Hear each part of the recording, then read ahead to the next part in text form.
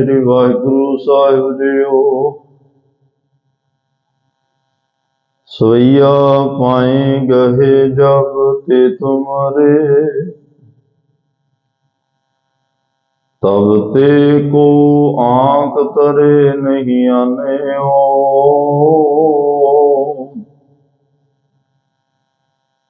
राम रहीम कुरान कुरान, अनेक कहें मत एक न माने ओ।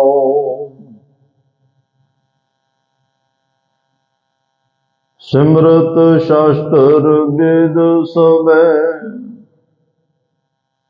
बहु भेद कहें कहें हम एक न जाने ओ। श्री असपान कृपा तुम्हारी, कर मैं ना कहो सब तोहे बखाने ओ। दोहरा सगल द्वार को छाड़ के, गह्यो तुहारो द्वार। बाहे गहे की लाज अस, गोविंद दास तुहार। सगल द्वार को छाड़ के, गह्यो तुहारो द्वार। बाहे गहे की लाज अस, गोविंद दास तुहार। वाहिगुरु जी का खालसा, वाहिगुरु जी की फतेह। परम सत्कार ते सम्मानयोग चबर छतर तखत दे मालक, जुगो जुग अटल सर्व सांझीवालता दे पैगंबर, दीन दुनिया दे राखे, मनुखता दे सांझे रहबर, गुरता गद्दी ते सुभाईमान हलत पलत के रखियक, निमाणिया दे मान निताणिया दे ताण। धन धन धन साहिब श्री गुरु ग्रंथ साहिब जी महाराज, सतगुरां दी अपार कृपा बख्शिश रहमत दा सदका आप सरबत गुरसिख संगतां, गुरुद्वारा सिंह शहीदां सुहाना, गुरु दरबार दीयां हाजरियां भर के गुरबाणी कथा कीर्तन सरवण करके सेवा करके अपने जीवन को सफल करने का यत्न कर रहे हो, बड़भागे हो। आओ सतगुरां ने जो कुछ समा सानू गुरमत विचारां दा बख्शिया है, धन धन साहिब श्री गुरु गोबिंद सिंह साहब महाराज जी की पावन पवित्र महान रचना श्री चौपई साहब की पावन बाणी की संपूर्णता है। सोइये का पाठ और दोहरे का पाठ आप जी ने सरवण किया, जो विचार गोचरा है आप गुरबाणी और गुरमत की रोशनी विच इन्हां पावन पवित्र वचनों की विचार करने का यत्न करना है। असीस आप संगत ने बख्शणिया, गुरु साहब आप कृपा करन।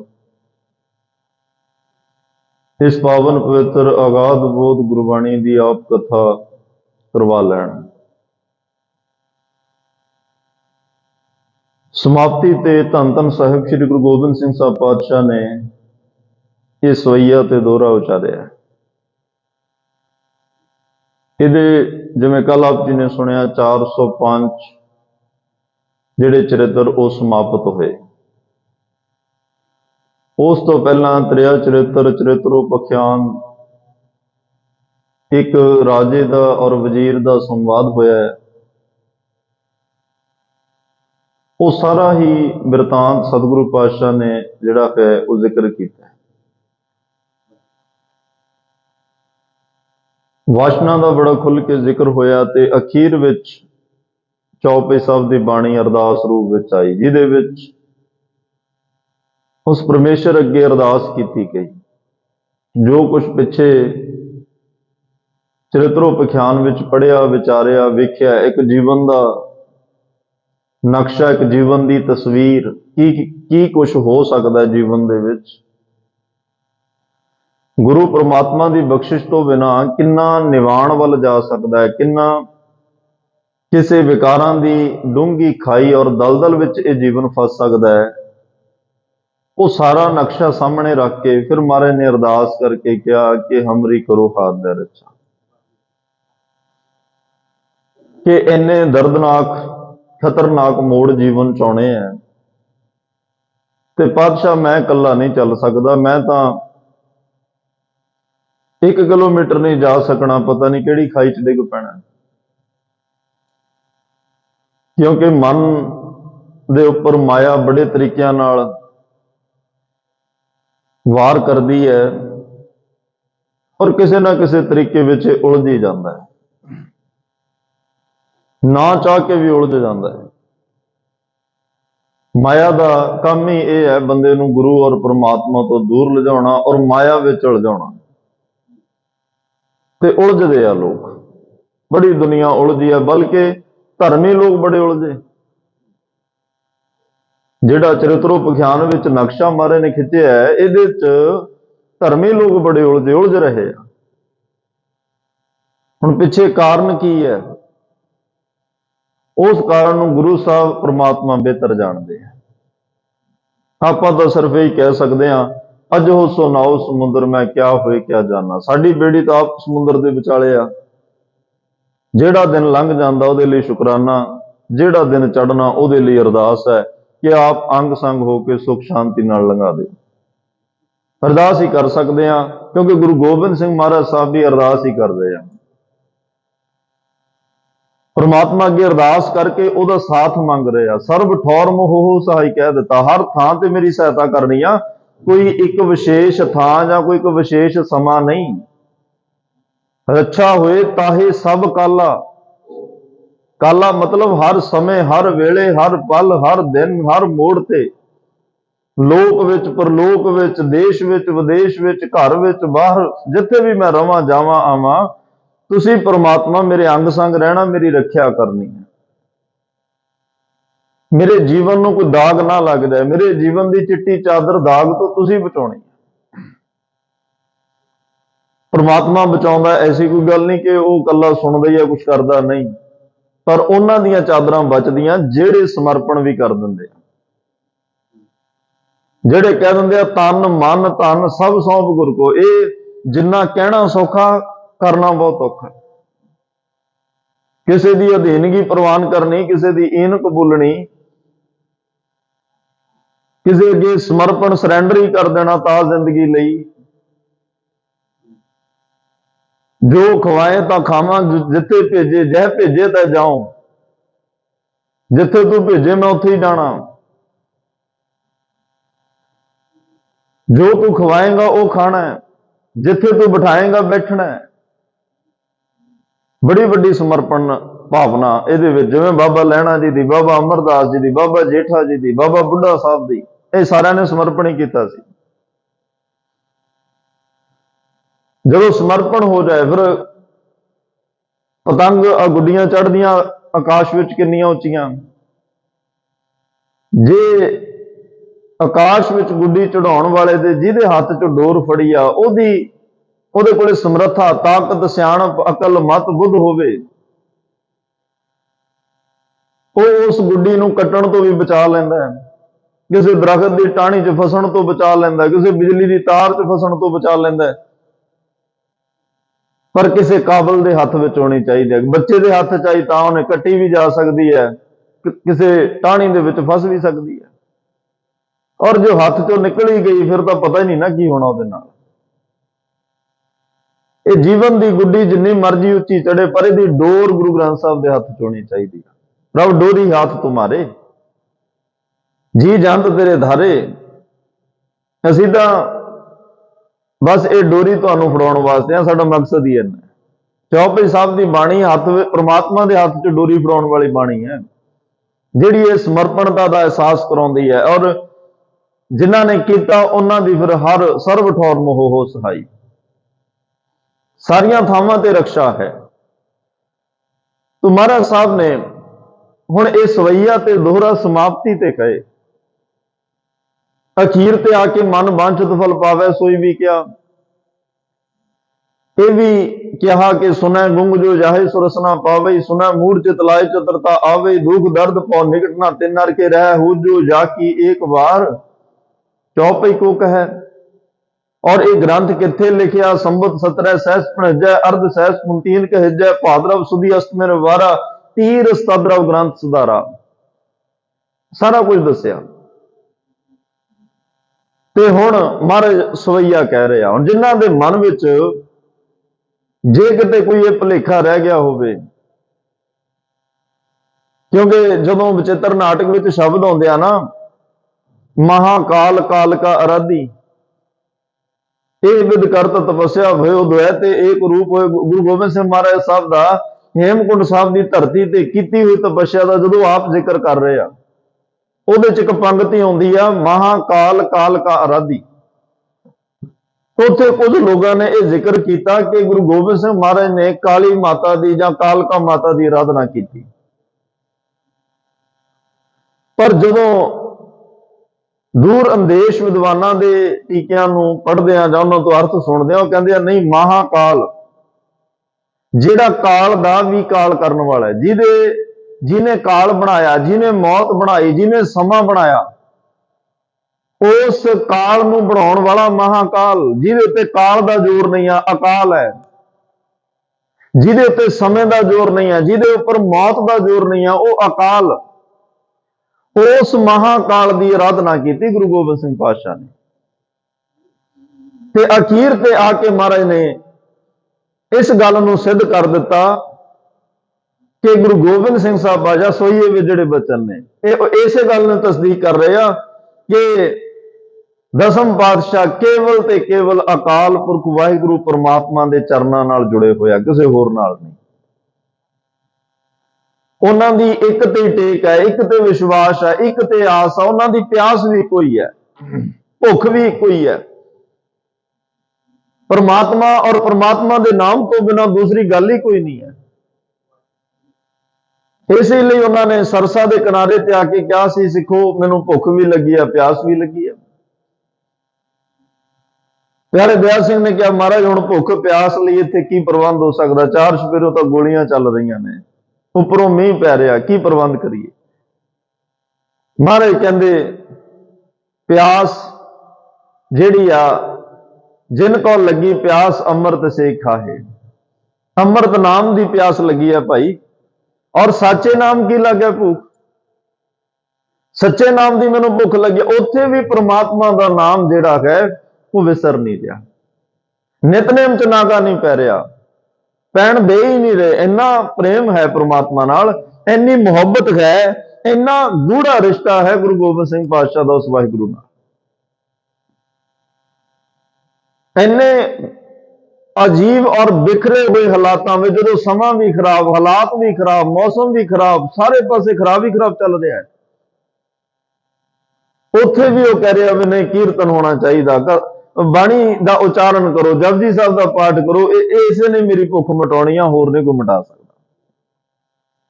दिन 8 महीने हो ही गए सी आनंदपुर साहब भुखे भाने बैठे, घेरे पे नूं कदे प्रसादा मिलता सी, कदे नहीं मिलता सी, पर नानक भगतां भुख सलाहण सच नाम आधार। भगतां नूं, रब दे प्यारिआं नूं सच्चे नाम का ही आधार हुंदा है। उन्हां दे जीवन की भुख प्यास है वाहिगुरू का नाम, सच्चा नाम मेरा आधार हो।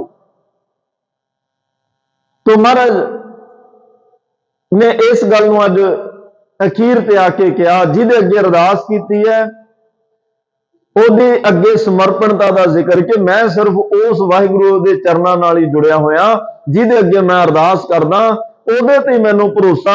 ਬੜਿਆਂ ਦਾ ਜ਼ਿਕਰ ਹੁਣ ਮਹਾਰਾਜ ਨੇ ਕਰਨਾ ਵੀ ਹੈ, ਉਦਾਹਰਨਾਂ ਦੇ ਕੇ ਜ਼ਿਕਰ ਵੀ ਕਰਨਾ ਵੀ ਮੇਰੇ ਸਾਹਮਣੇ ਕੀ ਕੁਛ ਆਇਆ, ਜਾਂ ਸੰਸਾਰ ਵਿੱਚ ਕਿੰਨੇ ਮਤ ਮਤਾਂਤਰ ਚੱਲ ਰਹੇ ਆ। ਇੱਥੇ ਧਾਰਮਿਕ ਲੋਕਾਂ ਦੀ ਕਮੀ ਨਹੀਂ, ਧਾਰਮਿਕ ਗ੍ਰੰਥਾਂ ਦੀ ਕਮੀ ਨਹੀਂ, ਉਹਨਾਂ ਗ੍ਰੰਥਾਂ ਦੀ ਵਿਆਖਿਆ ਕਰਨ ਵਾਲਿਆਂ ਦੀ ਕਮੀ ਨਹੀਂ, ਰੱਬ ਦੇ ਵੱਖ-ਵੱਖ ਭੇਦ ਦੱਸਣ ਵਾਲਿਆਂ ਦੀ ਕਮੀ ਨਹੀਂ, ਦੱਸੇ ਵੀ ਰੱਬ ਦੇ ਭੇਦ ਦੱਸੇ ਵੀ, ਪਰ ਸਤਿਗੁਰੂ ਕਹਿੰਦੇ ਮੇਰੀ ਅੱਖ ਥੱਲੇ ਕੋਈ ਵੀ ਨਹੀਂ ਆਇਆ, ਸਿਰਫ ਇੱਕੋ ਹੀ ਪ੍ਰਮਾਤਮਾ ਤੋਂ ਬਿਨਾਂ ਮੈਂ ਕਿਸੇ ਨੂੰ ਆਉਣ ਦਿੱਤਾ ਹੀ ਨਹੀਂ। ਤੋ ਵੇਦ ਪੁਰਾਣ ਸਿਮਰਤ ਸ਼ਾਸਤਰ ਇਹ ਸਾਰਿਆਂ ਦਾ ਜ਼ਿਕਰ ਕੀਤਾ। ਸਤਿਗੁਰੂ ਪਾਤਸ਼ਾਹ ਕਹਿੰਦੇ ਨੇ ਮੈਂ ਉਹਨਾਂ ਨੂੰ ਨਹੀਂ ਮੰਨਿਆ, ਉਹਨਾਂ ਦੇ ਵਿੱਚ ਦੱਸੇ ਹੋਏ ਰੱਬ ਬਾਰੇ ਭੇਦਾਂ ਨੂੰ ਮੈਂ ਨਹੀਂ ਮੰਨਿਆ। ਕੋਈ ਰੱਬ ਨੂੰ ਕਿਸੇ ਦਿਸ਼ਾ ਵਿੱਚ ਦੱਸ ਰਿਹਾ, ਕੋਈ ਕਿਸੇ ਦਿਸ਼ਾ 'ਚ ਦੱਸ ਰਿਹਾ, ਕੋਈ ਲਹਿੰਦੇ ਵੱਲ ਦੱਸ ਰਿਹਾ, ਕੋਈ ਚੜ੍ਹਦੇ ਵੱਲ ਦੱਸ ਰਿਹਾ, ਕੋਈ ਅਸਮਾਨ 'ਚ ਦੱਸ ਰਿਹਾ, ਕੋਈ ਧਰਤੀ ਤੇ ਦੱਸ ਰਿਹਾ, ਕੋਈ ਇੱਕ ਵਿਸ਼ੇਸ਼ ਥਾਂ ਤੇ ਦੱਸ ਰਿਹਾ ਵੀ ਰੱਬ ਹੈ ਹੀ ਉੱਥੇ ਆ, ਹੋਰ ਹੈ ਹੀ ਨਹੀਂ ਕਿਤੇ। ਕੋਈ ਕਹਿੰਦਾ ਇੱਧਰ ਨੂੰ ਮੂੰਹ ਕਰਕੇ ਬੈਠੋ ਤਾਂ ਰੱਬ ਨੇ ਮਿਲਣਾ, ਕੋਈ ਕੁਛ ਮੈਂ ਕਿਸੇ ਦੀ ਨਹੀਂ ਸੁਣੀ, ਨਹੀਂ ਮੰਨੀ। ਮੈਂ ਇਸ ਗੱਲ ਨੂੰ ਮੰਨਿਆ ਕਿ ਰੱਬ ਸਾਰੀਆਂ ਥਾਵਾਂ ਤੇ ਹੈ, ਪਰਮਾਤਮਾ ਹਰ ਜਗ੍ਹਾ ਤੇ ਹੈ, ਸਰਬ ਵਿਆਪਕ ਹੈ, ਉਹ ਸਾਰੀਆਂ ਥਾਵਾਂ ਤੇ ਰਮਿਆ ਹੋਇਆ ਹੈ। ਕੋਈ ਵੀ ਥਾਂ ਇਹੋ ਜਿਹੀ ਹੈ ਹੀ ਨਹੀਂ ਜਿਹੜੀ ਉਹਦੇ ਤੋਂ ਭਿੰਨ ਹੋਵੇ, ਉਹਦੇ ਤੋਂ ਵੱਖ ਹੋਵੇ, ਉਹਦੇ ਤੋਂ ਬਿਨਾਂ ਹੋਵੇ। ਕੋਈ ਵੀ ਸਰੀਰ, ਕੋਈ ਵੀ ਜੀਵ ਜੰਤ ਇਦਾਂ ਦਾ ਬਣਾਇਆ ਹੀ ਨਹੀਂ ਜਿਹਦੇ ਵਿੱਚ ਉਹਦੀ ਪਰਮਾਤਮਾ ਦੀ ਜੋਤ ਨਾ ਹੋਵੇ। ਸਭ ਨੇ ਘਟੀ ਮੇਰਾ ਸੋ ਵਸੈ, ਸਾਰੇ ਘਟਾਂ 'ਚ, ਸਾਰੇ ਹਿਰਦਿਆਂ 'ਚ ਵਸਦਾ। ਇਹ ਸਾਰੀਆਂ ਗੱਲਾਂ ਅਖੀਰ ਤੇ ਕਹੀਆਂ ਕਿ ਮੈਂ ਇੱਕ ਤੋਂ ਬਿਨਾਂ ਕਿਸੇ ਹੋਰ ਨੂੰ ਨਹੀਂ ਮੰਨਦਾ। ਪਰ ਇਹ ਕਦੋਂ ਹੋਇਆ? ਇਹ ਗੱਲ ਕਦੋਂ ਆਈ? ਔਰ ਕਿਸੇ ਦੀ ਨਿੰਦਿਆ ਵੀ ਨਹੀਂ ਕੀਤੀ। ਇਹ ਨਹੀਂ ਕਿਸੇ ਨੂੰ ਨੀਵਾਂ ਕਰਕੇ ਕੋਈ ਹੋਰ ਵੱਡੀ ਗੱਲ ਕੀਤੀ ਹੈ। ਇਹ ਦੇਖਣ ਵਾਲੀ ਗੱਲ ਹੁੰਦੀ ਹੈ। ਸਤਿਗੁਰੂ ਪਾਤਸ਼ਾਹ ਕਿਸੇ ਦਾ ਨੁਕਸਾਨ ਕਰਨਾ ਚਾਹੁੰਦੇ ਹੀ ਨਹੀਂ। ਉਹ ਤਾਂ ਸਤਿਗੁਰੂ ਸਭਨਾਂ ਦਾ ਭਲਾ ਮਨਾਏਗਾ। ਕਿਸੇ ਦੇ ਧਰਮ ਤੋਂ ਨਫ਼ਰਤ ਨਹੀਂ ਕਰਦੇ, ਕਿਸੇ ਦੇ ਧਰਮ ਨੂੰ ਛੋਟਾ ਵੱਡਾ ਨਹੀਂ ਕਰਦੇ। ਇੱਕ ਮੁਸਲਮਾਨ ਫਕੀਰ ਕਾਜ਼ੀ ਬਹਾਦਰ ਸ਼ਾਹ ਦੇ ਸਾਹਮਣੇ ਗੁਰੂ ਗੋਬਿੰਦ ਸਿੰਘ ਮਹਾਰਾਜ ਨੂੰ ਸਵਾਲ ਕਰਦਾ ਹੈ ਕਿ ਤੁਹਾਡਾ ਧਰਮ ਚੰਗਾ ਕਿ ਸਾਡਾ ਧਰਮ ਚੰਗਾ? ਉਹਨੇ ਕਿਹਾ ਵੀ ਜੇ ਇਹਨਾਂ ਨੇ ਕਿਹਾ ਵੀ ਮੇਰਾ ਧਰਮ ਚੰਗਾ ਹੈ, ਫਿਰ ਮੈਂ ਬਹਾਦਰ ਸ਼ਾਹ ਨੂੰ ਕਹਾਂਗਾ ਵੀ ਤੂੰ ਕਿਸ ਗੁਰੂ ਦੇ ਨਾਲ ਤੁਰਿਆ ਫਿਰਦਾ, ਤੇਰੇ ਧਰਮ ਤੋਂ ਤਾਂ ਨਫ਼ਰਤ ਕਰਦੇ ਆ। ਉਹ ਮੁਸਲਮਾਨ ਕਾਜ਼ੀ ਹੈ। ਜੇ ਇਹਨਾਂ ਨੇ ਕਿਹਾ ਵੀ ਤੁਹਾਡਾ ਧਰਮ ਚੰਗਾ, ਫਿਰ ਮੈਂ ਕਹਾਂਗਾ ਜੇ ਸਾਡਾ ਧਰਮ ਚੰਗਾ, ਫਿਰ ਤੁਸੀਂ ਆਪਣੇ ਧਰਮ ਦੀ ਗੱਲ ਕਿਉਂ ਕਰਦੇ ਹੋ? ਸਾਡੇ ਧਰਮ 'ਚ ਹੀ ਆ ਜਾਓ। ਦੋਨੇ ਪਾਸੇ ਫਸ ਜਾਣਗੇ ਸਤਿਗੁਰੂ, ਦੋਨੇ ਪਾਸੇ ਫਸਾ ਲਾਂਗਾ। ਉਹਨੇ ਪੁੱਛਿਆ ਗੁਰੂ ਗੋਬਿੰਦ ਸਿੰਘ ਮਹਾਰਾਜ ਨੂੰ, ਕਹਿੰਦਾ ਪਾਤਸ਼ਾਹ धर्म कौन सा अच्छा है, आपका या हमारा? तो जी प्रीतम घट घट के अंदर की जानत, भले बुरे की पीर पे जवाब देने का तरीका देखो। सतगुरु हस के कहते बहादुर शाह को बैठो रंगदेव का पुत्र। महाराज कहते काजी जी तुमको तुम्हारा खूब, हमको हमारा खूब। तेनू तेरा धर्म मुबारक होवे, मैनू मेरा मुबारक होवे। तेनू जो तेरा धर्म सिक्ख्या दे रहा तू ਉਹਦੇ ਤੇ ਚੱਲ, ਮੈਨੂੰ ਮੇਰਾ ਜੋ ਧਰਮ ਸਿੱਖਿਆ ਦੇ ਰਿਹਾ ਮੈਂ ਉਹਦੇ ਤੇ ਚੱਲਾਂਗਾ। ਇੱਥੇ ਚੰਗੇ ਮਾੜੇ ਦੀ ਤਾਂ ਗੱਲ ਹੀ ਨਹੀਂ ਨਾ ਕੋਈ। ਕੌਣ ਚੰਗਾ ਕੌਣ ਮਾੜਾ ਇਹ ਤਾਂ ਇੱਥੇ ਹੁਣ ਅਸੀਂ ਸਰਟੀਫਿਕੇਟ ਦੇਣ ਲੱਗੇ ਹੋਇਆ ਲੋਕਾਂ ਨੂੰ, ਉਹ ਵੀ ਫੇਸਬੁੱਕ ਤੇ, ਸਾਹਮਣੇ ਵੀ ਨਹੀਂ। ਫਲਾਨਾ ਆਏ ਧਮਕਾ ਆਏ, ਉਹ ਲੋਕ ਇੱਕ ਦੂਜੇ ਨੂੰ ਗਾਲਾਂ ਕੱਢ ਰਿਹਾ ਜਿਹੜੇ ਆਪ ਨਾ ਦੇ ਚੂਰੂ ਭਰ ਪਾਨੀ ਤੇ ਨਿੰਦਿਆ ਜੇ ਗੰਗਾ ਆਨੀ। ਉਹਨਾਂ ਦੀ ਨਿੰਦਿਆ ਜਿਹੜੇ ਗੰਗਾ ਲੈ ਕੇ ਆਏ, ਆਪ ਕਿਸੇ ਨੂੰ ਚੂਲੀ ਪਾਣੀ ਦੀ ਤੱਕ ਨਹੀਂ ਦਿੱਤੀ। ਉਹ ਲੋਕ ਨਿੰਦਿਆ ਪੰਜ ਬਾਣੀਆਂ ਤਿੰਨ ਬਾਣੀਆਂ ਤੇ ਕੰਟਰੋਵਰਸੀ ਉਹ ਕਰ ਰਿਹਾ ਜਿਨ੍ਹਾਂ ਨੇ ਨਾ ਕਦੇ ਪੰਜ ਪੜੀਆਂ ਨਾ ਤਿੰਨ ਪੜੀਆਂ। ਮੂਲ ਮੰਤਰ ਕਿੱਥੋਂ ਤੱਕ ਆ, ਇਹ ਕੰਟਰੋਵਰਸੀ ਉਹ ਕਰ ਰਿਹਾ ਜਿਨ੍ਹਾਂ ਨੇ ਨਾ ਗੁਰਪ੍ਰਸਾਦ ਤੱਕ ਜਪਿਆ ਨਾ ਨਾਨਕ ਹੋਸੀ ਪੀ ਸੱਚ ਤੱਕ ਜਪਿਆ। ਗੁਰੂ ਗ੍ਰੰਥ ਸਾਹਿਬ ਵਿੱਚ ਰਾਗਮਾਲਾ ਹੋਣੀ ਚਾਹੀਦੀ ਹੈ ਜਾਂ ਨਹੀਂ ਹੋਣੀ ਚਾਹੀਦੀ, ਇਹ ਉਹ ਲੋਕ ਇਹਦੇ ਤੇ ਵਿਵਾਦ ਕਰ ਰਹੇ ਆ ਜਿਨ੍ਹਾਂ ਨੇ ਕਦੇ ਰਮਾਲਾ ਚੱਕ ਕੇ ਵੇਖਿਆ ਇਹਨੇ ਗੁਰੂ ਗ੍ਰੰਥ ਸਾਹਿਬ 'ਚ ਲਿਖਿਆ ਕਿ ਅਗਰ ਸਹਿਜ ਪਾਠ ਤਾਂ ਦੂਰ ਦੀ ਗੱਲ ਹੈ, ਹੁਕਮਨਾਮਾ ਸਾਹਿਬ ਤੱਕ ਨਹੀਂ ਲਿਆ ਹੋਣਾ ਉਹਨਾਂ ਨੇ। ਉਹ ਕਹਿ ਰਿਹਾ ਵੀ ਕੋਈ ਕਹਿ ਰਿਹਾ ਰਾਗਮਾਲਾ ਪੜ੍ਹਨੀ ਆ, ਕੋਈ ਕਹਿੰਦਾ ਨਹੀਂ ਪੜ੍ਹਨੀ। ਉਹ ਲੋਕ ਅੱਜ ਉਹਨਾਂ ਵਿਵਾਦਾਂ ਦੇ ਵਿੱਚ ਫਸੇ ਤੇ ਲੋਕਾਂ ਨੂੰ ਫਸਾ ਰਹੇ ਆ, ਲੋਕਾਂ ਨੂੰ ਉਲਝਾ ਰਹੇ ਆ, ਲੋਕਾਂ 'ਚ ਦੁਬਦਾ ਖੜੀ ਕਰ ਰਹੇ ਆ ਜਿਨ੍ਹਾਂ ਨੂੰ ਧਰਮ ਦਾ ਊੜਾ ਆੜਾ ਤੱਕ ਨਹੀਂ ਆਉਂਦਾ। ਆ ਦੇਖੋ ਗੁਰੂ ਗੋਬਿੰਦ ਸਿੰਘ ਮਹਾਰਾਜ, ਠੀਕ ਆ ਉਦਾਹਰਨਾਂ ਸਭ ਦੀਆਂ, ਗੁਰੂ ਗ੍ਰੰਥ ਸਾਹਿਬ ਮਹਾਰਾਜ ਦੇ ਵਿੱਚ ਵੀ ਬਹੁਤ ਮਤ ਮਤਾਂਤਰਾਂ ਦੀਆਂ ਉਦਾਹਰਨਾਂ ਦਿੱਤੀਆਂ ਨੇ, ਪਰ ਕਿਸੇ ਦੀ ਨਿੰਦਿਆ ਥੋੜਾ ਕੀਤੀ ਆ। ਕਿਸੇ ਨੂੰ ਪਾਤਸ਼ਾਹ ਨੇ ਕੋਈ ਮਾੜੇ ਬਚਨ ਥੋੜੀ ਕਹੇ ਆ, ਕਿਸੇ ਨੂੰ ਕੋਈ ਮਾੜੀ ਗੱਲ ਤਾਂ ਹੁਣ ਮੱਕੇ ਦੀ ਧਰਤੀ ਤੇ ਗੁਰੂ ਨਾਨਕ ਸਾਹਿਬ ਗਏ ਆ, ਕੋਈ ਉਹ ਲੱਤਾਂ ਮਾਰ ਰਹੇ ਆ ਤੇ ਸਤਿਗੁਰੂ ਹੱਥ ਜੋੜ ਕੇ ਕਹਿੰਦੇ ਭਾਈ ਮੈਂ ਤਾਂ ਗੱਲ ਕਰਨ ਆਇਆ ਤੁਹਾਡੇ ਨਾਲ, ਮੇਰੀ ਗੱਲ ਸੁਣ ਲਓ। ਉਹ ਲੱਤਾਂ ਮਾਰ ਰਹੇ ਆ ਤੇ ਮਾਰੇ ਹੱਥ ਜੋੜ ਕੇ ਬੈਠੇ ਉੱਥੇ। ਜਗਨਨਾਥਪੁਰੀ ਹੱਥ ਜੋੜ ਕੇ ਕਿਹਾ ਮੇਰੀ ਗੱਲ ਸੁਣ ਲਓ, ਮੈਂ ਤਾਂ ਗੱਲ ਰੱਬ ਦਾ ਮੈਸੇਜ ਲੈ ਕੇ ਆਇਆ। ਹਰਿਦੁਆਰ ਜਾ ਕੇ ਕਹਿੰਦੇ ਆ ਭਾਈ ਮੈਂ ਤਾਂ ਰੱਬ ਦਾ ਸੁਨੇਹਾ ਲੈ ਕੇ ਆਇਆ, ਸੁਣ ਲਓ। ਕਿਸੇ ਨੂੰ ਕੋਈ ਐਵੇਂ ਮੁੱਢੋਂ ਹੀ ਰੱਦ ਨਹੀਂ ਕੀਤਾ, ਕਿਉਂਕਿ ਗੁਰੂ ਨਾਨਕ ਸਾਹਿਬ ਨੂੰ ਪਤਾ ਹੈ ਵੀ ਇਹ ਸਭ ਕੁਝ ਪ੍ਰਮਾਤਮਾ ਨੇ ਬਣਾਇਆ ਹੈ। ਦੇਵੀ ਦੇਵਤੇ ਉਹਨੇ ਬਣਾਏ, ਪੀਰ ਪੈਗੰਬਰ ਸਾਲਕ ਸਾਧਕ ਸਭ ਕੁਝ ਤਾਂ ਰੱਬ ਨੇ ਬਣਾਇਆ ਹੈ। ਸਾਰੇ ਅਵਤਾਰ ਰੱਬ ਨੇ ਭੇਜਿਆ। ਅਵਤਾਰ ਦਾ ਮਤਲਬ ਜਿਹੜਾ ਉੱਪਰੋਂ ਉਤਰਿਆ ਹੋਇਆ, ਰੱਬ ਕੋਲ ਉਤਰਿਆ ਹੋਇਆ ਉਹ ਅਵਤਾਰ ਹੈ। ਪੈਗੰਬਰ ਵੀ ਉਹੀ ਜਿਹੜਾ ਰੱਬ ਦਾ ਪੈਗਾਮ ਲੈ ਕੇ ਆਉਂਦਾ ਹੈ। ਇਹ ਇਦਾਂ ਦੀਆਂ ਤਾਂ ਲਾਈਨਾਂ ਲਕੀਰਾਂ ਖਿੱਚੀਆਂ ਹੀ ਨੇ ਜਿਹੜੀਆਂ ਹੁਣ ਖਿੱਚੀਆਂ ਜਾ ਰਹੀਆਂ। ਖੈਰ ਚਲੋ, ਸਤਿਗੁਰੂ ਸੁਮਤ ਦੇਣ, ਬਖਸ਼ਿਸ਼ ਕਰਨ ਕਿ ਜਿਸ ਭਾਵ ਦੇ ਵਿੱਚ ਗੁਰਬਾਣੀ ਆਈ ਹੈ, ਕਦੇ ਉਹ ਜੀ ਭਾਵਨਾ ਸਾਡੇ ਅੰਦਰ ਪੈਦਾ ਹੋਵੇ। ਇਹ ਬ੍ਰਹਮ ਗਿਆਨ ਦੇਣ ਵਾਲੀ ਬਾਣੀ ਹੈ। ਇਹਨੂੰ ਕੱਲਾ ਹੀ ਇੱਕ ਗਿਆਨ ਦੀ ਕਿਤਾਬ ਨਾ ਸਮਝਿਆ ਜਾਵੇ ਕਿ ਬਸ ਗਿਆਨ ਇੱਕ ਜੀਵਨ ਜਾਚ, ਇੱਕ ਰੋਡ ਮੈਪ, ਇੱਕ ਨਕਸ਼ਾ। ਨਹੀਂ ਨਹੀਂ ਨਹੀਂ, ਲੋਕ ਜਾਣਾ ਇਹ ਗੀਤ ਹੈ तो ब्रह्म विचार, ये ब्रह्म विचार है। ये तो सतगुरु पातशाह ने जो एक एक शब्द उचारिया, भगत जना की कदे रब भगत जना की रसना ते बैठ के बोलिया, कदे गुरु साहबाना की रसना ते बोलिया, कदे भट्ट साहबाना की रसना ते बैठ के बोलिया, कदे सिखां की रसना ते बोलिया। पर महाराज ने कह ही दिता ना, धुरकी बाणी आई तिन सगली चिंत मिटाई। ये बाणी तुर परमात्मा के दर तो आई है, और इन्हें सगली चिंत साडी तां मिटाउणी है जिस दिन साडे तुर अंदर तक जाएगी। ये बाणी गुटके साहब विच भी आ गई, पोथियां च भी आ गई, भागां च आ गई, गुरु ग्रंथ साहब च आ गई, पालकियां च प्रकाश हो गई, हर पासे बाणी आ गई। पर साडी चिंता क्यों नहीं मिट रही? फिर महाराज कहते धुरकी बाणी आई तिन सगली चिंत मिटाई। बाणी आई नूं 550 साल हो गए, चिंता तो फिर उत्थे दी उत्ते खड़ी आ। चिंता साडी उदों मिटनी आ जदों साडे तुर अंदर चले गई। हले गई नहीं, हले कुरलियां ही हो रही ने। हले 550 साल हो चुके हैं, हले तक यही सिख पुछी जाता नितनेम कित्थों तक करा, चौपाई साहब कित्थों तक पढ़ा, मूल मंत्र कित्थों तक पढ़ा, किधर नूं मूंह करके सिमरन करा। हले तो यही सवाल खड़े आ। ते नहीं एडे लंबे पैंडे नूं तय करके तो ब्रह्म ज्ञान की अवस्था नूं पाया होना सी। जपजी साहब की बाणी, सारी बाणी ये रब दीयां गल्लां नहीं करदी, रब नाल मिलाउंदी भी है। जैसा सतगुरु सुनीदा तैसे ही मैं डीठ विछड़िया, मिले प्रभु हर दरगाह कब सीट। ये विछड़िया नूं मिलाउण वाली बाणी है भाई परमात्मा। धुरकी बाणी, गुरु ग्रंथ साहब की बाणी, रब्बी बाणी, अकाली बाणी, इलाही बाणी का काम की है? जेड़ा इत्थे आके समर्पण करदा है उस जिग्यासू का हाथ फड़ के ये बाणी रब दे हाथ फड़ा दिंदी। आ काम है इस बाणी का।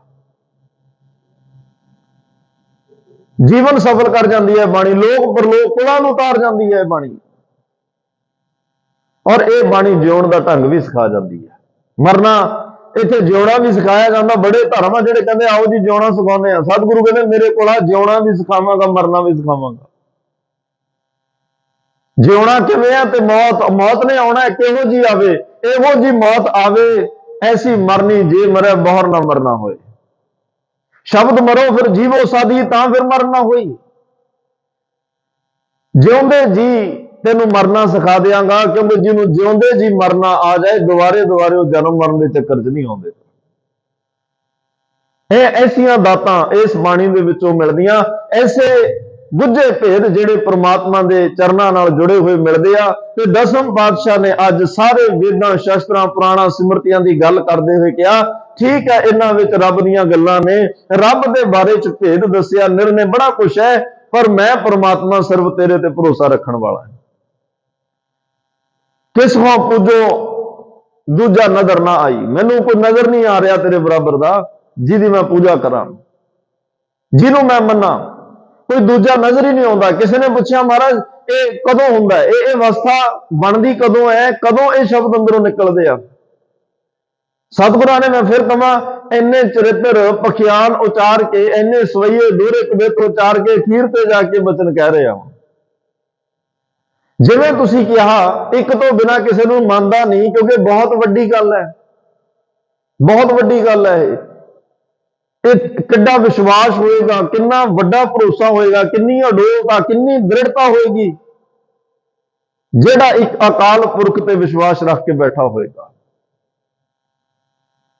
ਤੇ ਨਹੀਂ ਆਪਾਂ ਜਿੱਥੇ ਵੀ ਰਹਿੰਦੇ ਆ ਉੱਥੋਂ ਦਾ ਪ੍ਰਭਾਵ ਕਬੂਲਦੇ ਹੋਏ, ਕਿਸੇ ਮਿੱਤਰ ਪਿਆਰੇ ਦਾ ਪ੍ਰਭਾਵ ਕਬੂਲਦੇ, ਕਿਸੇ ਰਿਸ਼ਤੇਦਾਰ ਦਾ ਪ੍ਰਭਾਵ ਕਬੂਲਦੇ, ਜਿਹਨੂੰ ਉਹ ਮੰਨਦਾ ਉਹਨੂੰ ਖੁਸ਼ ਕਰਨ ਲਈ ਜਾਂ ਉਹਦੀ ਲਾਜ ਰੱਖਣ ਲਈ ਆਪਾਂ ਮੱਥਾ ਤਾਂ ਟੇਕ ਹੀ ਲੈਂਦੇ ਆ ਵੀ ਚਲੋ ਜੇ ਇਹ ਆਉਂਦੇ ਆਪਾਂ ਨੂੰ ਕੀ ਅਰਜ਼ ਹੈ।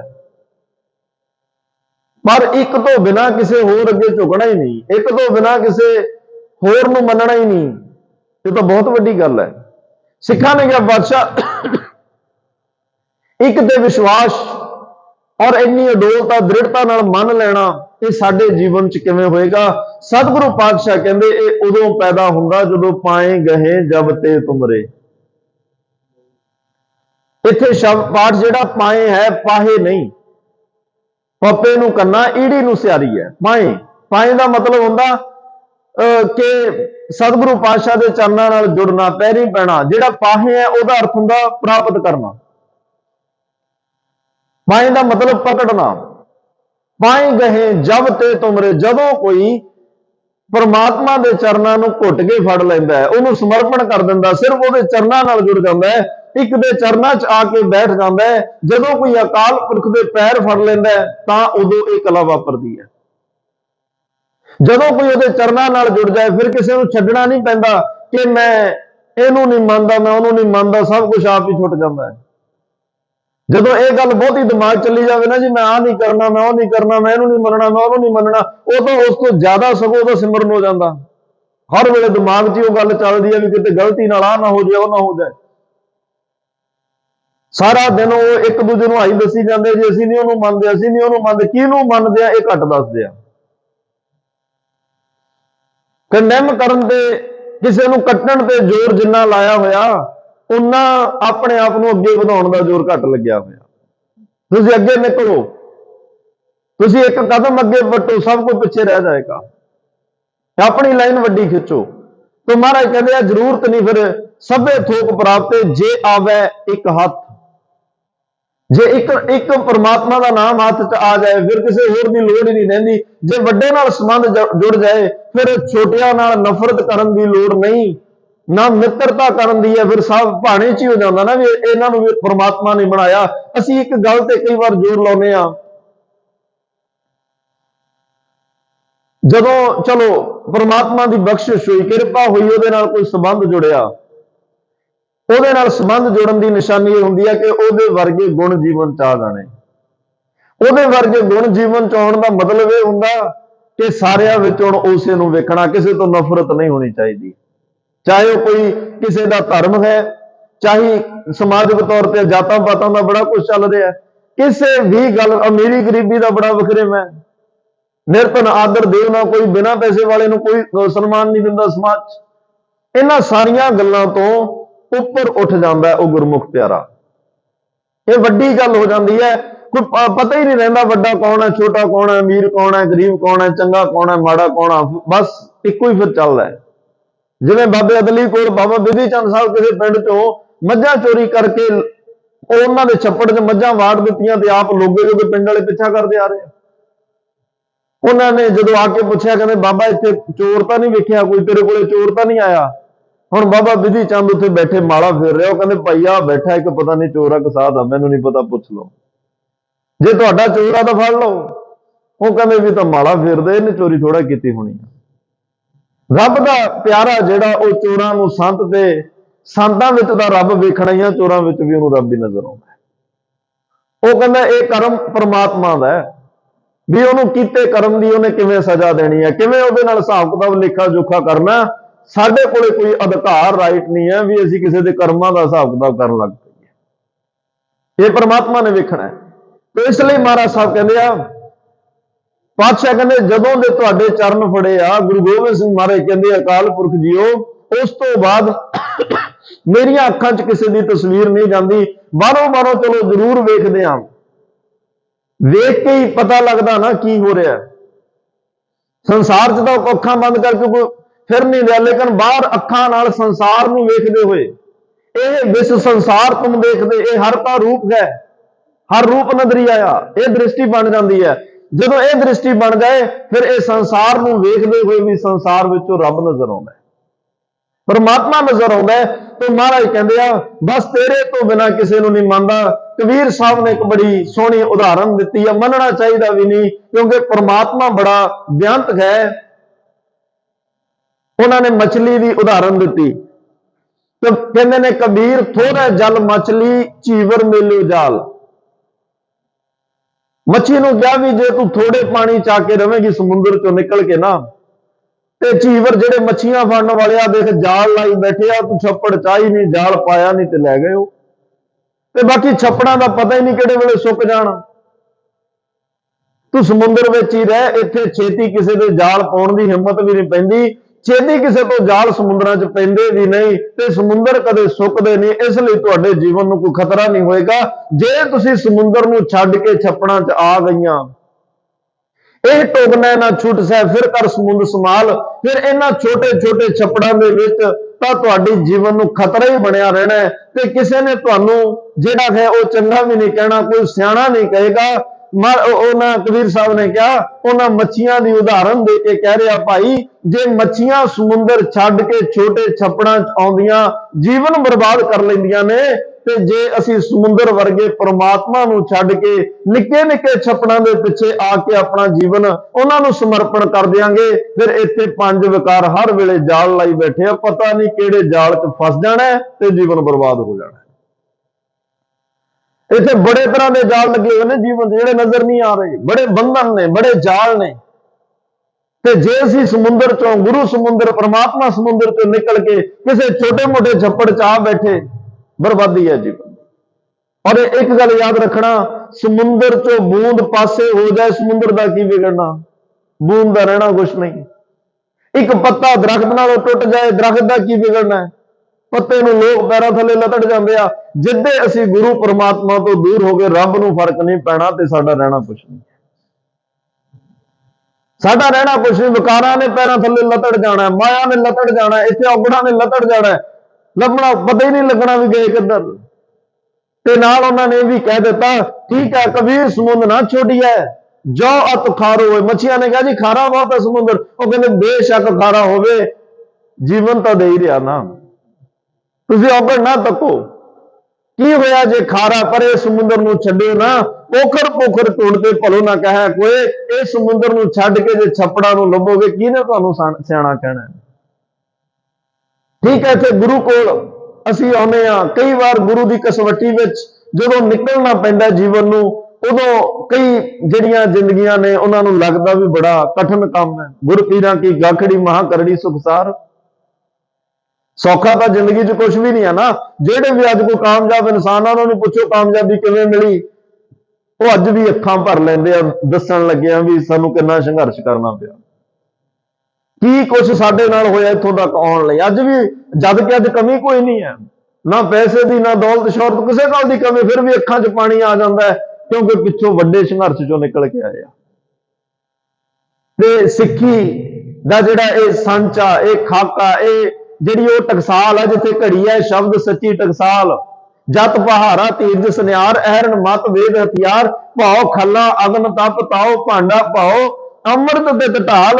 इत्थे तां सुनियारे की दुकान की उदाहरण दे के महाराज कहंदे आ जिवें सोने नूं इन्ने तसीहे झल के किसी दे गल दा शिंगार बनदा गहना बनदा है, इवें गुरु अपने शब्द टकसाल विच पा के जदों सिख दी घाट घटदा है ते चाहे घड़िया सुरत मत मन बुद्ध, फिर गए मशक्कत काल मशक्कत भी तां घालना है। एक घालना दे विचों निकल के ही परमात्मा तक पहुंचा जाता है। कोई इहनूं खारा समुंदर कह के जे बाहर निकले समुंदर नूं कोई फर्क नहीं पैना, कोई गुरु नूं छड्ड जाए कोई फर्क नहीं पैना। जे कोई गुरु ते बेमुख होवे बिन सतगुर मुक्त ना पावे, जे बेमुख हो भी गया अखीर फिर इस गुरु को ही आना पैना। भाई मूला खत्री बेमुख होया ही सी ना, गुरु नानक साहब तो बेमुख होया 10वें जामे च, किन्नियां जूनां विचों भटक के 10वें जामे च आके भला होया। जिथे गुरुद्वारा शिकार घाट है अज भी हजूर साहब दर्शन कर दो। तो इसलिए सतगुरु पातशाह ने कहा गुरु गोबिंद सिंह महाराज इस सवैये दे विच हुण असवैया उचार रहा। सवैये का मतलब 16 ਮਾਤਰਾ ਵਾਲਾ ਹੁੰਦਾ। ਇੱਕ ਇੱਕ ਤੁਕ ਵਿੱਚ 4-4 ਮਾਤਰਾ ਹੁੰਦੀਆਂ। ਇਸ ਸਵਈਏ ਦੀ ਇੱਕ ਚਾਲ ਹੁੰਦੀ ਹੈ, ਪਾਏ ਗਹੇ ਜਬ ਤੇ ਤੁਮਰੇ। ਜੇ ਇਹਦੇ ਵਿੱਚ ਵਿਸ਼ਰਾਮ ਸਹੀ ਨਾ ਲੱਗਣ, ਪੜਨ ਲੱਗਿਆਂ ਵੀ ਆਨੰਦ ਨਹੀਂ ਆਏਗਾ ਤੇ ਇਹਦੇ ਅਰਥ ਵੀ ਸਹੀ ਨਹੀਂ ਹੋਣਗੇ। ਤੇ ਮਹਾਰਾਜ ਕਹਿ ਰਿਹਾ ਪਾਏ ਕਿ ਪ੍ਰਮਾਤਮਾ ਤੇਰੇ ਚਰਨ, ਕਲਗੀਧਰ ਪਾਤਸ਼ਾਹ ਕਹਿੰਦੇ ਵਾਹਿਗੁਰੂ ਜਦੋਂ ਦੇ ਮੈਂ ਤੁਹਾਡੇ ਚਰਨ ਫੜ ਲਏ ਨੇ, ਤਬ ਤੇ ਕੋ ਆਂਖ ਤਰੇ ਨਹੀਂ ਆਨਿਓ, ਉਦੋਂ ਦਾ ਮੇਰੀ ਅੱਖ ਥੱਲੇ ਕੋਈ ਨਹੀਂ ਆਉਂਦਾ। ਤੇਰੇ ਤੋਂ ਬਿਨਾਂ ਮੇਰੀ ਅੱਖ ਥੱਲੇ ਕੋਈ ਨਹੀਂ ਆਉਂਦਾ। ਵੈਸੇ ਜਦੋਂ ਚਰਨ ਕਮਲਾਂ ਦੀ ਗੱਲ ਆਉਂਦੀ ਹੈ ਨਾ ਪ੍ਰਮਾਤਮਾ ਦੇ ਜਾਂ ਗੁਰੂ ਦੇ, ਉਦੋਂ ਬੜੇ ਮਨ ਦੇ ਵਿੱਚ ਇਦਾਂ ਦੀ ਖਲਬਲੀ ਵੀ ਗੁਰੂ ਸਾਡਾ ਸ਼ਬਦ ਹੈ, ਪ੍ਰਮਾਤਮਾ ਨਿਰਗੁਣ ਹੈ, ਫਿਰ ਚਰਨ ਕਿਹੜੇ ਹੋਏ? ਜਿਹੜੇ ਚਰਨਾਂ ਨਾਲ ਗੁਰੂ ਗੋਬਿੰਦ ਸਿੰਘ ਮਹਾਰਾਜ ਜੁੜ ਗਏ, ਅਸੀਂ ਕਿਵੇਂ ਚਰਨ ਫੜੀ? ਇਸੇ ਲਈ ਅੱਜ ਇਸ ਚੱਕਰ ਵਿੱਚ ਕਈ ਮੰਜੀ ਸਾਹਿਬ ਦੇ ਪਾਵੇ ਵੀ ਘੁੱਟ ਜਾਂਦੇ ਆ। ਪੁੱਛੋ ਵੀ ਉਹਨਾਂ ਲੱਗ ਰਿਹਾ ਵੀ ਸ਼ਾਇਦ ਗੁਰੂ ਦੇ ਚਰਨ ਘੁੱਟ ਰਹੇ ਆ। ਚਲੋ ਉਹ ਇੱਕ ਭੋਲਾਪਣ ਕਹਿ ਲਓ ਜਾਂ ਗਿਆਨ ਘੱਟ ਕਹਿ ਲਓ, ਉਹ ਤਾਂ ਸ਼ਰਧਾ ਪਿਆਰ ਦੇ ਵਿੱਚ ਹੀ ਰਿਹਾ ਨਾ। ਫੁੱਲਾਂ ਦੀ ਦੁਨੀਆ ਵਿੱਚ ਸਭ ਤੋਂ ਉੱਤਮ ਫੁੱਲ ਗੁਲਾਬ ਦਾ ਫੁੱਲ ਮੰਨਿਆ ਜਾਂਦਾ ਹੈ, ਪਰ ਸਤਿਗੁਰਾਂ ਨੇ ਵਾਰ-ਵਾਰ ਕਮਲ ਫੁੱਲ ਦੀ ਗੱਲ ਕੀਤੀ ਹੈ।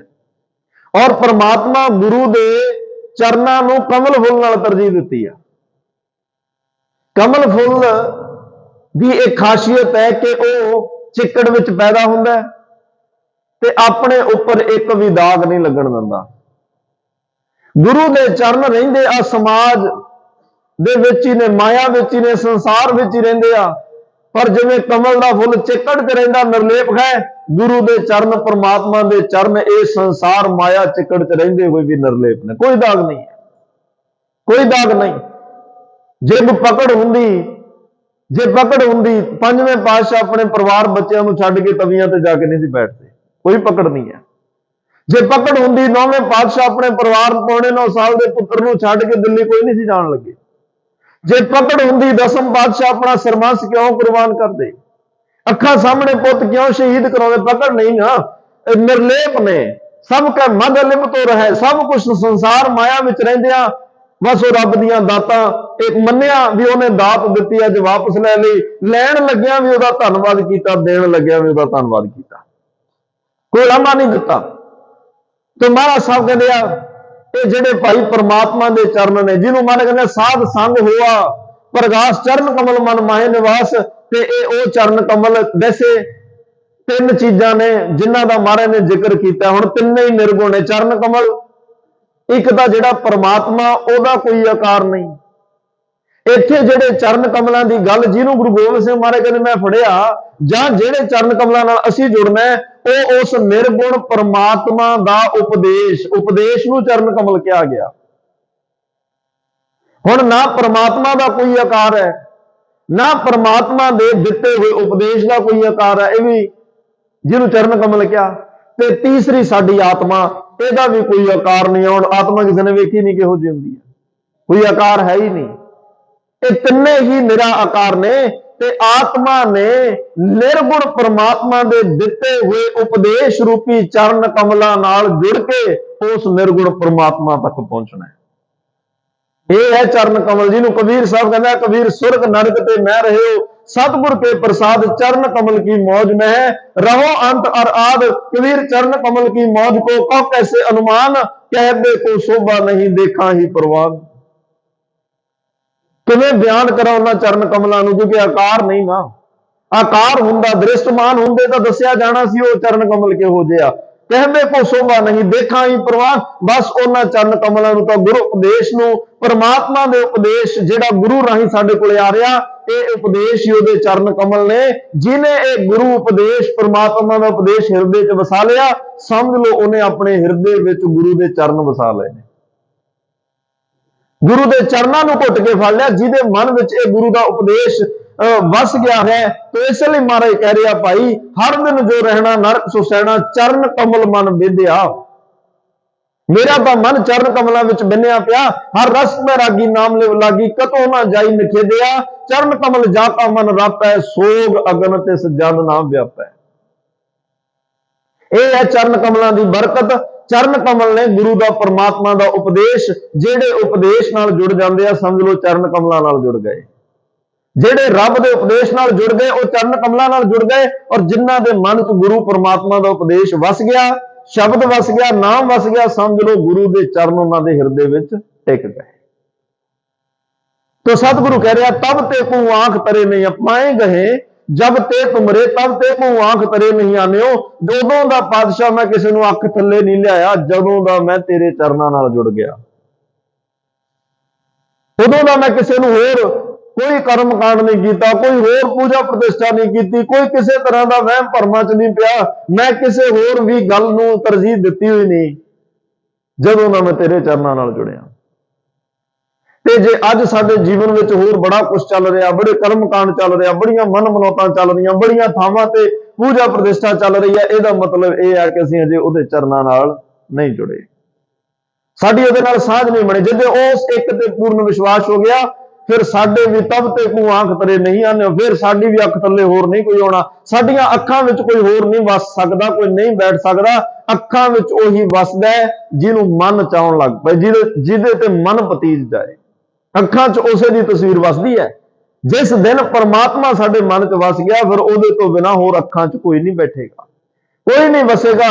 ਤੇ ਇਸ ਲਈ ਮਹਾਰਾਜ ਕਹਿੰਦੇ ਆ ਬਸ ਉਸ ਤਰੀਕੇ ਨਾਲ ਅਸੀਂ ਪਰਮਾਤਮਾ ਪਿੱਛੇ ਚੱਲਣਾ, ਜਿਵੇਂ ਇੱਕ ਜਦੋਂ ਆਨੰਦ ਕਾਰਜ ਹੁੰਦੇ ਆ, ਲੜਕੀ ਆਪਣੇ ਪਤੀ ਦਾ ਜਦੋਂ ਉਹਨੂੰ ਪੱਲਾ ਫੜਾਇਆ ਜਾਂਦਾ ਹੈ, ਉੱਥੇ ਰਾਗੀ ਸਿੰਘ ਸ਼ਬਦ ਪੜ੍ਹਦੇ ਆ ਤੇ ਪੱਲੇ ਦੀ ਰਸਮ ਅਦਾ ਹੁੰਦੀ ਹੈ, ਅਰਦਾਸ ਹੁੰਦੀ ਹੈ।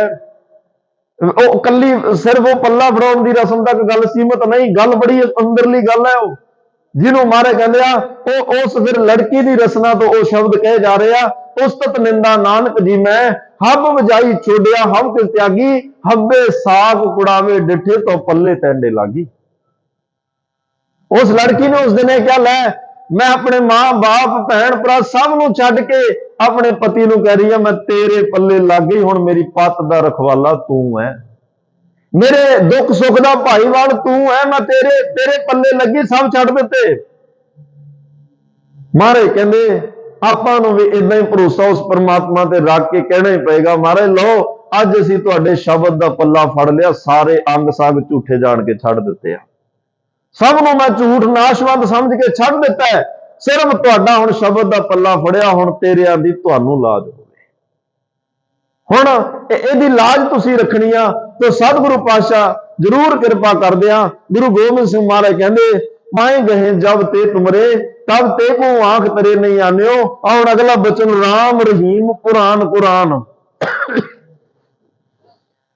भगवान रामचंद्र जी का जिक्र, रहीम इस्लाम धर्म का जिक्र, कुरान 18 पुराणों का जिक्र, ते कुरान पाक पवित्र इस्लाम धर्म का जिहड़ा पवित्र ग्रंथ है, पाक ग्रंथ है, हजरत जिहड़ी है कुरान शरीफ ओहदा महाराज ने जिक्र किया। अनेक कहे इन्हां तो बिना होर भी ने जिहड़े रब दीयां गल्लां धर्म दीयां गल्लां कर रहे आ, अनेक कहे मत एक ना माने, पर परमात्मा मैं एक तो बिना किसी को नहीं मना, सुनिया सब दियां, भरोसा तेरे ते रखिया, क्योंकि गल सारे रब दी कर रहे आ, सुननी चाहिए आ, मन नूं मनदी आ गल मनो, नहीं मनदी ना मनो, पर सुनना तो मारे कर मैं सब नूं सुनिया वेखिया, पर मैं भरोसा एक ते रखिया ते तैनूं ही मनदा। वैसे ये मत शब्द जिहड़ा 3 रूपां विच बाणी च आउंदा है, एक मत आउंदा तत्ते नूं सिहारी वाला, इहदे अर्थ ने मत बुद्ध अकल, दूजा मत आउंदा तत्ते नूं औंकड़ वाला, जिहदे विच वार्निंग दित्ती जांदी है कि मतां पाईए काम तू करी, इस काम तो बाद आ। तीसरा है मत तत्ता मुक्ते वाला, यह है जिहड़ा प्लूरल बहुवचन दे विच आउंदा है, जिहड़ा महाराज ने इत्थे शब्द वरतिया अनेक कहे मत एक ना मानियो। होर भी बड़े मत जिहड़े रब दीयां गल्लां चर्चावां कर रहे आ, पर मैं एक तो बिना किसी नूं नहीं मानदा। महाराज कहते मैं मत बहुत वेखे पर मन्निया इको ही। और अगली बचन च कह रहा सिमरत शास्त्र वेद सबै, इत्थे सिमरतियां 27 सिमरतियां, शास्त्र 6 शास्त्र, वेद 4 वेद, सारियां दा जिक्र किया, क्योंकि उस वेले इस देश विच अज भी, क्योंकि 108 ग्रंथ जिहड़े इस देश विच लिखे गए उचारे गए, उन्हां दी बड़ी एक लंबी व्याख्या, बड़ी मन मनौत सी ते अज भी है। सनातन धर्म विच बड़े पाक पवित्र और बड़े उच्च पाए दे ਜਿਹੜੀ ਅਵਸਥਾ ਨਾਲ ਔਰ ਭਾਵਨਾ ਨਾਲ ਇਹਨਾਂ ਗ੍ਰੰਥਾਂ ਨੂੰ ਮੰਨਿਆ ਜਾਂਦਾ, ਇਹਨਾਂ ਦਾ ਵਿਸ਼ਲੇਸ਼ਣ ਹੁੰਦਾ, ਇਹਨਾਂ ਦੀ ਜਿਹੜੀ ਵਿਆਖਿਆ ਕਥਾ, ਸਾਡੇ ਕਈ ਸਿੱਖ ਵਿਦਵਾਨ ਵੀ ਵੇਦ ਸ਼ਾਸਤਰਾਂ ਦਾ ਅਧਿਐਨ ਕਰਦੇ ਆ ਗਿਆਨ ਹਾਸਲ ਕਰਨ ਵਾਸਤੇ। ਕਰਨਾ ਵੀ ਚਾਹੀਦਾ ਸਾਰੇ ਧਰਮਾਂ ਦੇ, ਕਿਉਂਕਿ ਗੁਰੂ ਗੋਬਿੰਦ ਸਿੰਘ ਮਹਾਰਾਜ ਨੇ ਔਰ ਰਹਿਤ ਮਰਿਆਦਾ ਚ ਵੀ ਹੈ, ਅਸੀਂ ਹੋਰ ਅਨਮਤ ਧਰਮਾਂ ਦੇ ਜਿਹੜੇ ਗ੍ਰੰਥ ਉਹ ਵੀ ਸਿੱਖ ਨੇ ਪੜ੍ਹਨੇ ਆ, ਰਾਜਨੀਤੀ ਵੀ ਪੜ੍ਹਨੀ ਹੈ, ਗਿਆਨ ਹਰ ਗੱਲ ਦਾ ਹੋਣਾ ਚਾਹੀਦਾ। ਪਰ ਸਾਡੇ ਕੋਲ ਇਹ ਰਾਈਟ ਨਹੀਂ ਕਿ ਅਸੀਂ ਇੱਕਦਮ ਕਿਸੇ ਗੱਲ ਨੂੰ, ਹਾਂ ਕੋਈ ਕਿਤੇ ਜੋ ਸਾਨੂੰ ਵਿਲੱਖਣਤਾ, ਕੋਈ ਖੂਬੀ ਨਜ਼ਰ ਆ ਰਹੀ ਹੈ, ਕੋਈ ਵੱਖਰੀ, ਉੱਥੇ ਆ ਕੇ ਗੱਲ ਕਰੋ। ਮਹਾਰਾਜ ਦੇਖੋ ਕਿਸੇ ਨੂੰ ਮਾੜਾ ਨਹੀਂ ਕਹਿ ਰਹੇ, ਨਿੰਦਿਆ ਨਹੀਂ ਕਰ ਰਹੇ, ਕੋਈ ਨੀਵਾਂ ਦਿਖਾ ਕੇ ਆਪਣੀ ਗੱਲ ਵੱਡੀ ਨਹੀਂ ਕਰ ਰਹੇ। ਸਤਿਗੁਰੂ ਕਹਿ ਰਿਹਾ ਸਿਮਰਤ ਸ਼ਾਸਤਰ ਵੇਦ ਸਭੈ, ਬੜੇ ਇੱਥੇ ਸਿਮਰ ਸ਼ਾਸਤਰ ਨੇ ਜਿਨ੍ਹਾਂ ਨੇ ਬੜੇ ਭੇਦ ਕਹੇ ਹਮ ਏਕ ਨਾ ਜਾਣਿਓ, ਬੜੇ ਭੇਦ ਦੱਸੇ, ਬੜੇ ਗੁੱਝੇ ਬੜੇ ਰਹੱਸਮਈ ਭੇਦ ਦੱਸੇ, ਰੱਬ ਦੇ ਦੱਸੇ, ਧਰਮ ਦੇ ਦੱਸੇ। ਪਰ ਸਤਿਗੁਰੂ ਭੇਦਾਂ ਵਿੱਚ ਕੋਈ ਪੱਛਮ ਵੱਲ ਦੀ ਗੱਲ ਕਰ ਰਿਹਾ, ਕੋਈ ਦੱਖਣ ਵੱਲ ਰੱਬ ਨੂੰ ਕਹਿ ਰਿਹਾ, ਕੋਈ ਕਿਤੇ ਕਹਿ ਰਿਹਾ, ਕੋਈ ਕਿਤੇ ਕਹਿ ਰਿਹਾ, ਪਰ ਮੇਰਾ ਮਨ ਨਹੀਂ ਮੰਨਿਆ। ਮੈਨੂੰ ਇਹ ਲੱਗਿਆ ਰੱਬ ਸਾਰੀਆਂ ਥਾਵਾਂ ਤੇ, ਪਰਮਾਤਮਾ ਸਾਰੀਆਂ ਥਾਵਾਂ ਤੇ ਹੈ। ਤੋ ਅਖੀਰ ਤੇ ਹੁਣ ਮਹਾਰਾਜ ਨੇ ਕਿਹਾ ਸ਼੍ਰੀ ਅਸਪਾਨ ਕਿਰਪਾ ਤੁਮਰੀ। ਸ਼੍ਰੀ ਜਿਹੜਾ ਸ਼ਬਦ ਹੈ ਇਹ ਬੜਾ ਸਤਿਕਾਰਤ ਸ਼ਬਦ ਹੈ। ਜਿਵੇਂ ਆਪਾਂ ਸ਼੍ਰੀਮਾਨ ਜੀ, ਸ਼੍ਰੀਮਤੀ ਜੀ, ਇਹ ਸ਼ਬਦ ਅਸੀਂ ਉਦੋਂ ਕਹਿੰਦੇ ਆ ਜਦੋਂ ਕਿਸੇ ਨੂੰ ਬਹੁਤ ਵੱਡਾ ਸਤਿਕਾਰ ਆਦਰ ਮਾਣ ਨਾਲ ਬੁਲਾਉਣਾ ਹੋਵੇ।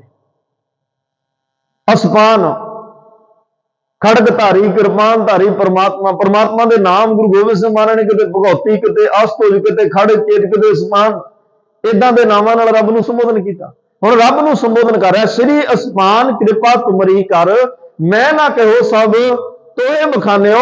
ਮਹਾਰਾਜ ਕਹਿੰਦੇ ਆ ਹੇ ਅਕਾਲ ਪੁਰਖ ਵਾਹਿਗੁਰੂ ਪ੍ਰਮਾਤਮਾ ਜਿਹਦੇ ਹੱਥ ਵਿੱਚ ਕਿਰਪਾਨ ਹੈ, ਹੇ ਸ਼੍ਰੀ ਅਸਪਾਨ ਜੀਓ, ਹੇ ਅਕਾਲ ਪੁਰਖ ਵਾਹਿਗੁਰੂ ਪ੍ਰਮਾਤਮਾ, ਤੁਹਾਡੀ ਮਿਹਰ ਦੇ ਨਾਲ ਹੀ ਆ ਮੈਂ ਇਹ ਗ੍ਰੰਥ ਲਿਖਿਆ, ਆ ਸਾਰੇ ਚਰਿਤਰਾਂ ਦਾ ਵਿਖਿਆਨ ਕੀਤਾ। ਮੈਂ ਨਾ ਕਹਿਓ, ਮੈਂ ਤਾਂ ਕੁਝ ਕਿਹਾ ਹੀ ਨਹੀਂ, ਮੈਂ ਕਹਿ ਸਕਦਾ ਹੀ ਨਹੀਂ। ਗੁਰੂ ਨਾਨਕ ਸਾਹਿਬ ਨੇ ਵੀ ਕਿਹਾ ਹਉ ਆਪੋ ਬੋਲਣਾ ਜਾਣਦਾ, ਮੈਂ ਕਹਿਆ ਸਭ ਹੁਕਮਾਓ ਜੀਓ। ਮੈਂ ਨਹੀਂ ਕੁਝ ਬੋਲਣ ਜਾਣਦਾ ਭਾਈ, ਜੋ ਰੱਬ ਨੇ ਬੁਲਾਇਆ ਮੈਂ ਬੋਲਿਆ, ਜੋ ਪ੍ਰਮਾਤਮਾ ਨੇ ਬੁਲਾਇਆ ਮੈਂ ਬੋਲਿਆ। ਗੁਰੂ ਗੋਬਿੰਦ ਸਿੰਘ ਮਹਾਰਾਜ ਦੇਖੋ ਚੌਪਈ ਸਾਹਿਬ ਵਰਗੀ ਐਡੀ ਪਾਕ ਪਵਿੱਤਰ ਜਾਪ ਸਾਹਿਬ ਵਰਗੀ, ਸਵਈਆਂ ਵਰਗੀ ਐਡੀਆਂ ਮਹਾਨ ਬਾਣੀਆਂ ਦੀ ਦੇਣ ਤੋਂ ਬਾਅਦ ਕੀ ਕਹਿ ਰਹੇ ਆ, ਮੈਂ ਨਾ ਕਹਿਓ ਸਭ ਤੋਏ ਬਖਾਨਿਓ। ਮੈਂ ਮਹਾਰਾਜ ਕੀ ਬੋਲ ਸਕਦਾ ਸੀ, ਇਹ ਸਭ ਵਿਖਿਆਨ ਤੁਹਾਡਾ ਹੀ ਆ, ਤੁਸੀਂ ਬੋਲਿਓ, ਇਹ ਤੁਹਾਡੇ ਘਰੋਂ ਸ਼ਬਦ ਆਏ ਨੇ, ਤੁਸੀਂ ਭੇਜੇ ਨੇ, ਤੁਸੀਂ ਮੇਰੀ ਰਸਨਾ ਤੇ ਬੈਠ ਕੇ ਬੋਲਿਓ, ਕਿਉਂਕਿ ਤੁਸੀਂ ਮੈਨੂੰ ਆਪਣਾ ਪੁੱਤ ਬਣਾ ਕੇ ਜੋ ਦੁਨੀਆ ਤੇ ਭੇਜਿਆ, ਤੁਸੀਂ ਮੇਰੀ ਰਸਨਾ ਤੇ ਬੈਠ ਕੇ, ਸਾਰਾ ਕਥਨ ਤੁਹਾਡਾ ਹੈ, ਮੇਰਾ ਇਹਦੇ ਵਿੱਚ ਕੁਝ ਵੀ ਨਹੀਂ ਹੈ। ਤੇ ਮੇਰਾ ਮਹਾਰਾਜ ਕਹਿੰਦੇ ਕਿਸੇ ਨੂੰ ਸਮਝਣਾ ਵੀ ਨਹੀਂ ਚਾਹੀਦਾ। ਤੇ ਅੱਗੇ ਆਇਆ ਦੋਹਰਾ, ਇਹਦੇ ਵਿੱਚ ਸਤਿਗੁਰੂ ਕਹਿ ਰਿਹਾ ਸਗਲ ਦੁਆਰ ਕੋ ਛਾੜ ਕੇ ਗਏ ਤੁਹਾਰੋ ਦੁਆਰ। ਦੇਖੋ ਪਾਏ ਗਏ ਕੀ ਲਾਜਾਸ, ਮਹਾਰਾਜ ਕਹਿੰਦਾ ਪਾਏ ਗਏ ਜਬ ਤੇ ਤੁਮਰੇ ਤਬ ਤੇ ਕੋ ਆਂਖ ਤੇਰੇ ਨਹੀਂ ਆਨੇ। ਜਿਹਨੂੰ ਪਹਿਲਾਂ ਕਿਹਾ ਹਮਰੀ ਕਰੋ ਹਾਥ ਦੇ ਰਚਾ, ਜਿਹਨੂੰ ਕਿਹਾ ਸੇਵਕ ਸਿੱਖ ਹਮਾਰੇ ਤਾਰੀ ਹੈ, ਜਿਹਨੂੰ ਕਿਹਾ ਚੁਣ ਚੁਣ ਸਦਰ ਹਮਾਰੇ ਮਾਰੀ ਹੈ, ਜਿਹਨੂੰ ਕਿਹਾ ਮਨ ਮੰਜੁਦ ਫਲ ਪਾਵੇ ਸੋਈ, ਦੁਖ ਨਾ ਤਿਸੈ ਵਿਆਪਤ ਕੋਈ, ਜਿਹਨੂੰ ਕਿਹਾ ਸਰਬ ਠੌਰ ਮੋਹ ਸਹਾਈ, ਜਿਹਨੂੰ ਕਿਹਾ ਕਿ ਰੱਛਾ ਹੋਏ ਤਾਹੇ ਸਭ ਕਾਲਾ। ਹੁਣ ਉਸੇ ਪ੍ਰਮਾਤਮਾ ਨੂੰ ਕਹਿ ਰਿਹਾ ਸਗਲ ਦੁਆਰ ਕੋ ਛਾੜ ਕੇ ਗਇਓ ਤੁਹਾਰੋ ਦੁਆਰ। ਪ੍ਰਮਾਤਮਾ ਗਇਓ ਦਾ ਅਰਥ ਹੁੰਦਾ ਪਕੜਨਾ। ਮੈਂ ਸਾਰੇ ਦੁਨੀਆ ਦੇ ਦਰ ਛੱਡ ਕੇ ਤੁਹਾਡਾ ਦਰ ਫੜ ਲਿਆ, ਤੁਹਾਡੇ ਦਰ ਤੇ ਆ ਗਿਆ। ਮੋਹੇ ਦੂਜੀ ਨਹੀਂ ਠੌਰ ਜਿਸ ਪੈ ਹਮ ਜਾਵਾਂਗੇ, ਤੇਰੇ ਤੋਂ ਬਿਨਾ ਦੂਜੀ ਕੋਈ ਥਾਂ ਹੀ ਨਹੀਂ ਲੱਭਦੀ, ਮੈਂ ਕਿੱਥੇ ਜਾਵਾਂ। ਮੈਂ ਹੋਰ ਥਾਂ ਨਹੀਂ ਜਿਸ ਪੈ ਕਰੋ ਬੇਨੰਤੀ, ਮੇਰਾ ਦੁੱਖ ਸੁਖ ਤੁਝ ਹੀ ਪਾਸ। ਜਬ ਤਬ ਸੰਜਮ ਧਰਮ ਨਾ ਕਮਾਇਆ, ਸੇਵਾ ਸਾਧਨਾ ਜਾਣਿਆ ਹਰ ਰਾਇਆ, ਪਾਹੋ ਨਾਨਕ ਹਮ ਨੀਚ ਕਰਮਾ ਸ਼ਰਨ ਬਰੇ ਕੀ ਰੱਖੋ ਸ਼ਰਮਾ। ਦੇਖੋ ਕਿੱਡੀ ਸਮਰਪਣਤਾ। ਮਹਾਰਾਜ ਕਹਿੰਦੇ ਤੁਧ ਨੂੰ ਛੋੜ ਜਾਈਏ ਪ੍ਰਭ ਕਹਿ ਧਰ, ਤੁਹਾਨੂੰ ਛੱਡ ਕੇ ਦੱਸੋ ਕਿੱਥੇ ਜਾਵਾਂ। ਆਨ ਨਾ ਬੀਆ ਤੇਰੀ ਸੰਸਰ, ਕਿਉਂਕਿ ਤੇਰੇ ਬਰਾਬਰ, ਸੰਸਰ ਦਾ ਮਤਲਬ ਬਰਾਬਰ ਕੋਈ ਨਜ਼ਰ ਆ ਹੀ ਨਹੀਂ ਰਿਹਾ। ਬਸ ਮੈਂ ਤੇਰੇ ਦਰ ਆ ਗਿਆ। ਹੁਣ ਇੱਕ ਕੰਮ ਪ੍ਰਮਾਤਮਾ ਕਰੀ, ਬਾਹੇ ਗਹੇ ਕੀ ਲਾਜ ਅਸ ਗੋਬਿੰਦ ਦਾਸ ਤੁਹਾਰ। ਆ ਲਓ ਮੈਂ ਆਪਣੀ ਬਾਹ ਫੜਾਉਣ ਵਾਸਤੇ ਆਇਆ, ਮੇਰੀ ਬਾਹ ਘੁੱਟ ਕੇ ਫੜ ਲਓ, ਬਾਹ ਛੱਡਿਓ ਨਾ, ਮੈਂ ਫੜਾਈ ਆ। ਹੁਣ ਆਹ ਬਚਨ ਧਿਆਨ ਨਾਲ ਸੁਣਿਓ, ਬਾਹੇ ਗਹੇ ਕੀ, ਇਹ ਨਹੀਂ ਕਿਹਾ ਵੀ ਮੈਂ ਰੱਬ ਦੀ ਬਾਹ ਫੜ ਲਈ। ਕਿਉਂਕਿ ਹਮੇਸ਼ਾ ਤੁਸੀਂ ਵੇਖਿਓ ਮੇਲੇ ਦੇ ਵਿੱਚ ਜਦੋਂ ਜਾਂਦੇ ਆ ਨਾ, ਪਿਤਾ ਦੇ ਨਾਲ ਬੱਚਾ ਹੁੰਦਾ ਛੋਟਾ, ਉਹ ਬੱਚੇ ਨੂੰ ਆਪਣੀ ਉਂਗਲ ਨਹੀਂ ਫੜਾਉਂਦਾ, ਉਹਦੀ ਬਾਹ ਫੜਦਾ। ਕਿਉਂ? ਉਹਨੂੰ ਪਤਾ ਇੱਥੇ ਧੱਕੇ ਧੌਲੇ ਬੜੇ ਵੱਜਣੇ ਆ, ਬੱਚੇ ਦੇ ਹੱਥ ਕਮਜ਼ੋਰ ਆ, ਕਿਤੇ ਮੇਰੀ ਬਾਹ ਛੱਡ ਹੀ ਨਾ ਦਵੇ। ਕਿਤੇ ਮੇਰੀ ਉਂਗਲ ਛੱਡ ਹੀ ਨਾ ਦਵੇ। ਉਹ ਆਪ ਘੁੱਟ ਕੇ ਫੜਦਾ ਤੇ ਪਿਤਾ ਨੂੰ ਵੀ ਫੜਾ ਕੇ ਬੱਚਾ ਮਾਣ ਮੰਨਦਾ ਵੀ ਮੇਰੇ ਪਿਤਾ ਦੀਆਂ ਹੱਥਾਂ ਵਿੱਚ ਜਾਨ ਬਹੁਤ ਹੈ, ਬਾਹਾਂ 'ਚ ਜਾਨ ਬਹੁਤ ਹੈ, ਇਹ ਜਿੰਨੇ ਮਰਜ਼ੀ ਧੱਕੇ ਵੱਜਣੇ ਮੇਰੀ ਬਾਹ ਨਹੀਂ ਛੱਡੇਗਾ। ਗੁਰੂ ਗੋਬਿੰਦ ਸਿੰਘ ਦੇ ਪ੍ਰਮਾਤਮਾ ਮੇਰੀ ਬਾਹ ਘੁੱਟ ਕੇ ਫੜੇ, ਜੋ ਬੜੇ ਧੱਕੇ ਧੌਲੇ ਵੱਜ ਰਿਹਾ ਭਵਸਾਗਰ ਦੇ ਵਿੱਚ, ਵਿਕਾਰਾਂ ਦੇ ਧੱਕੇ, ਬੜਾ ਕੁਛ ਇੱਥੇ ਚੱਲ ਰਿਹਾ ਹੈ, ਤੇ ਕਿਰਪਾ ਕਰ ਘੁੱਟ ਕੇ ਫੜਿਓ ਬਾਹ। ਸ਼ਰਨ ਪਰੇ ਕੀ ਰਾਖ ਦਿਆਲਾ, ਮੈਨੂੰ ਸ਼ਰਨ ਪਏ ਦੀ ਮੇਰੀ ਲਾਜ ਰੱਖ ਲਈ, ਮੇਰੀ ਬਾਹ ਫੜੇ ਦੀ ਲਾਜ ਰੱਖ ਲਈ। ਸ਼ਰਨ ਪਰੇ ਕੀ ਰਾਖਤਾ ਨਹੀਂ ਸਹਿਸਾਇਆ, मेरी बाह घुट के फड़ियो, बाहें गए की लाज, और बाह फड़ी दी लाज भी रखियो। और मैं भी बेनती करा भाई, गुरु बाह फड़ी दी लाज रखदा है। ते जदों असीं गुरु कोल आउने आ, क्योंकि वो सहाई हुंदा सारियां थावां ते, बाहें गए की लाज अस, बाहें गए की लाज अस, सारी थां ते मेरी सहायता करनी। और असीं सहायता तो पहला कोई भी काम करन तो पहला की कहने, कीता लोड़ीए काम सो हर पै आखीए। ਜਿਹੜਾ ਕੰਮ ਸਾਨੂੰ ਕਰਨਾ ਲੋੜਦਾ ਅਸੀਂ ਪਹਿਲਾਂ ਗੁਰੂ ਨੂੰ ਕਹਿੰਦੇ ਆ, ਪਰਮਾਤਮਾ ਨੂੰ ਕਹਿੰਦੇ ਆ, ਉਹਨੂੰ ਯਾਦ ਕਰਦੇ ਆ, ਭਾਈ ਅਸੀਂ ਆ ਕਰਨ ਲੱਗਿਆ ਸਹਾਇਤਾ ਕਰੀ, ਸਾਡੀ ਬਾਹ ਫੜੀ ਦੀ ਲਾਜ ਰੱਖੀ, ਬਿਰਧਮਾਣੇ ਦੀ ਲਾਜ ਰੱਖੀ। ਔਰ ਮੈਂ ਬੇਨਤੀ ਕਰਾਂ ਭਾਈ, ਗੁਰੂ ਬਾਹ ਫੜੇ ਦੀ ਲਾਜ ਰੱਖਦਾ ਹੈ। ਜਦੋਂ ਗੁਰੂ ਨਾਨਕ ਸਾਹਿਬ ਪਾਤਸ਼ਾਹ ਇਧਰ ਜੱਬਲਪੁਰ ਸਾਈਡ ਜਗਨਨਾਥਪੁਰੀ ਤੋਂ ਜਾਂਦੇ ਆ ਨਾ, ਬਿਜਨੌਰ ਨੂੰ, ਗਮਤੂਰ ਨੂੰ, ਉੱਥੇ ਇੱਕ ਚਿਲਕਾ ਨਦੀ ਦੇ 35 ਕਿਲੋਮੀਟਰ ਉਸ ਨਦੀ ਕਿਨਾਰੇ ਤੁਰਦੇ ਆ, ਇੱਕ ਕਜਲੀ ਬਣ ਜੰਗਲ ਆਉਂਦਾ ਜਿਹਨੂੰ ਕਾਲਾ ਜੰਗਲ ਕਿਹਾ ਜਾਂਦਾ। ਅੱਜ ਵੀ ਭਾਰਤ ਫੌਜ ਦੀਆਂ ਜਿਹੜੀਆਂ ਫੌਜਾਂ ਜਾਣ ਤੋਂ ਕੰਨੀ ਕਤਰਾਉਂਦੀਆਂ, ਬੜਾ ਖਤਰਨਾਕ ਜੰਗਲ ਹੈ। ਗੁਰੂ ਨਾਨਕ ਸਾਹਿਬ ਦੇ ਚਰਨ ਪੈਂਦੇ ਉਸ ਜੰਗਲ 'ਚ, ਤੇ ਮਹਾਰਾਜ ਸਾਹਿਬ ਜਿੱਥੇ ਬਾਬਾ ਪਿਆ ਉੱਥੇ ਗੁਰਦੁਆਰਾ ਮੜਾਤਾਲ ਸਾਹਿਬ ਬਣਿਆ ਹੋਇਆ। ਗੁਰੂ ਨਾਨਕ ਸਾਹਿਬ ਕਹਿੰਦੇ, ਮਰਦਾਨਿਆ ਪਰੇ ਨਾ ਹੋ ਜਾਈ, ਇੱਥੇ ਬੜੇ ਖਤਰਨਾਕ ਲੋਕ ਰਹਿੰਦੇ ਆ, ਬੰਦਿਆਂ ਨੂੰ ਤਲ ਕੇ ਖਾ ਜਾਂਦੇ ਆ, ਬੰਦਿਆਂ ਨੂੰ ਖਾ ਜਾਂਦੇ ਆ। ਉਹਨੇ ਕਿਹਾ, ਨਹੀਂ ਮਹਾਰਾਜ ਮੈਨੂੰ ਤਾਂ ਭੁੱਖ ਲੱਗੀ ਆ, ਮੈਨੂੰ ਕੋਈ ਇੰਤਜ਼ਾਮ ਕਰਨਾ ਪੈਣਾ, ਮੈਂ ਭੁੱਖਾ ਨਹੀਂ ਰਹਿ ਸਕਦਾ। ਭਾਈ ਮਰਦਾਨਾ ਗਿਆ ਅੱਗੇ। ਜਿਹੜੇ ਜੰਗਲ 'ਚ ਆਦਿਵਾਸੀ ਲੋਕ ਨੇ, ਇਹ ਕੱਪੜੇ ਨਹੀਂ ਸੀ ਪਾਉਂਦੇ, ਇਸ ਲਈ ਦੇਸ਼ ਨੇ ਉਸ ਦੇਸ਼ ਨੂੰ ਨਾ ਪਤਾ ਕੀ ਦਿੱਤਾ, ਨਾਗਾਲੈਂਡ, ਨੰਗਿਆਂ ਦਾ ਦੇਸ਼। ਆਦਿਵਾਸੀ ਲੋਕ, ਇਹ ਉਹ ਲੋਕ ਜਿਨ੍ਹਾਂ ਨੂੰ ਉੱਚ ਜਾਤੀ ਦੇ ਲੋਕਾਂ ਨੇ ਨਕਾਰਿਆ, ਦੁਰਕਾਰਿਆ। ਜਿਹੜੇ ਤਾਂ ਉਹਨਾਂ ਉੱਚ ਜਾਤੀਆਂ ਦੀ ਸ਼ਰਨ 'ਚ ਆ ਗਏ, ਉਹਨਾਂ ਨੂੰ ਸ਼ੂਦਰ ਕਹਿ ਦਿੱਤਾ, ਤੇ ਜਿਹੜੇ ਉਹਨਾਂ ਦੀ ਈਨ ਨਹੀਂ ਮੰਨੀ, ਉਹਨਾਂ ਨੂੰ ਰਾਖਸ਼ ਕਹਿ ਦਿੱਤਾ। ਸੀ ਬੰਦੇ ਹੀ।